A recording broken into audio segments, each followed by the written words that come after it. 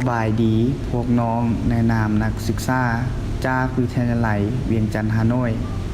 ซึ่งได้ลงฝึกงานอยู่ที่บริษัทสตาร์โทรคมแผนกคุ้มครองความปลอดภัยระบบ ซึ่งในวิดีโอนี้แมนได้สร้างขึ้นมาเพื่อเป็นการแนะนำการลงวินโดว์โดยนำไซต์ USB สิ่งที่ต้องใช้ในการลงครั้งนี้มีคือ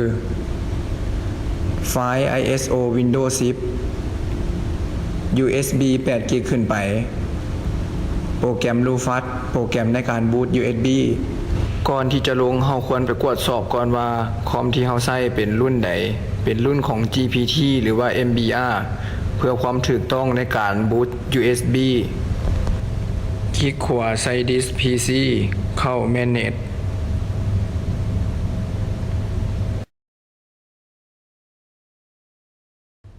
แล้วเลือกใส่เมนู Disk Management ให้เลือก Disk แรกแล้วคลิก Property จากนั้นให้เลือก Volume ให้เฮาสังเกตตามลูกศรของเมาส์ซี่เนาะคอมที่เฮาเปิดขึ้นมาหน่วยนี้จะเป็นคอมรุ่นของ GPT เมื่อเฮาฮู้รุ่นของคอมแล้วก็กดโอเคแล้วกดปิดหน้าต่างขั้นตอนต่อไปจะเป็นการนำเอาไฟล์แล้วก็กดวางที่หน้าจอเดสก์ท็อปแล้วก็รอท่าให้ตัวโปรแกรมมันโหลดออกมาจากเซิร์ฟเวอร์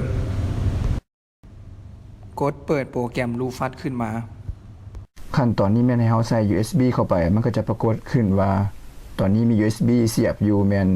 ตามที่ปรากฏขึ้นอยู่ทางหน้าจอเนาะแล้วกด Select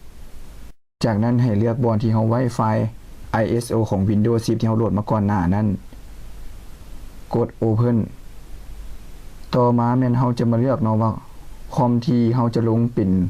รุ่นใดจะมี GPT กับ MBR ตัวนี้คอมที่เฮาจะใช้จะเป็น GPT เนาะให้เลือกเป็น GPT ให้กดสอบเบิ่งการตั้งค่าต่างๆว่าเฮาได้ตั้งค่าถูกต้องหรือบ่ตามวิดีโอ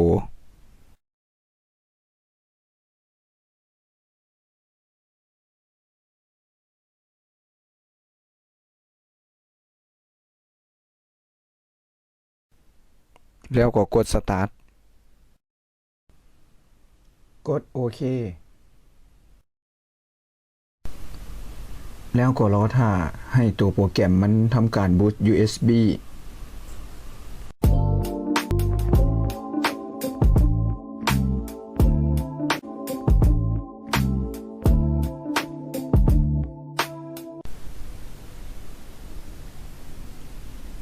ขั้นตอนนี้จะเป็นขั้นตอนในการลง Windows แล้วเนาะให้กด Restart คอมแล้วให้เตรียมเอา USB ที่เฮาบูตไว้เตรียมซุปใส่คอมเนาะ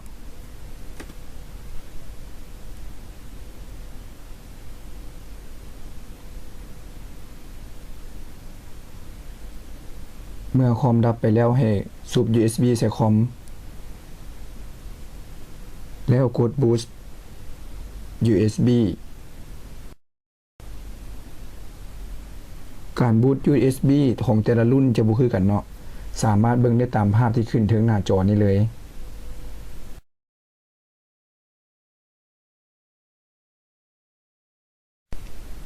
ให้เฮาเลือก USB ที่เฮาเสียบใส่นั่นว่าแม่นตัวใดและให้เฮาเลือกเอาตัวนั้น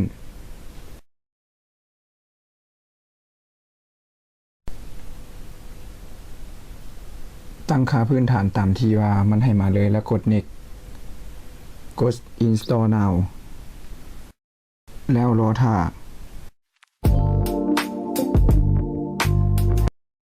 กดใส่ช่องสี่เหลี่ยมแล้วกด Next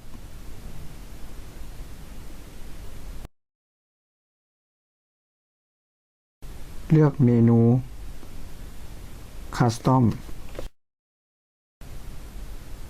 ให้สังเกตเบิ่งไฟล์ของช่อง4เนาะเพราะว่าเราได้เปลี่ยนชื่อเป็น OS เพื่อง่ายในการสังเกตให้กดให้ใส่ไฟล์ของช่อง4แล้วกด Format กดโอเคเมื่อ Format แล้วแม่นความจุจะเพิ่มขึ้นเนาะแล้วกด Next แล้วก็รอท่าให้คอมดาวน์โหลดข้อมูล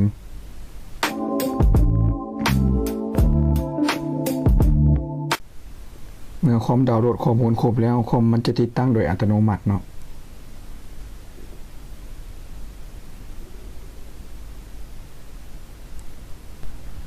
ส่วนการตั้งค่าต่างๆเริ่มต้นแม่นให้ตั้งค่าตามวิดีโอที่จะแสดงถึงหน้าจอนี้เลยเนาะ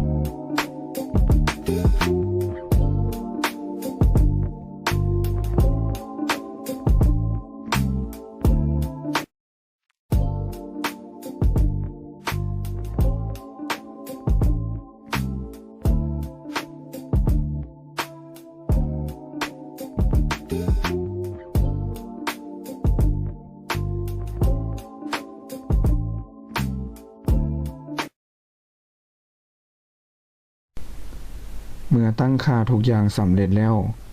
คอมก็จะปรากฏหน้าต่าง Desktop Window เพื่อพร้อมใช้งานได้เลยเนาะมาฮอดตอนท้ายนี้ก็ถือว่าการลงวิดีโอของเราแม่นเสร็จสมบูรณ์เนาะขอขอบใจ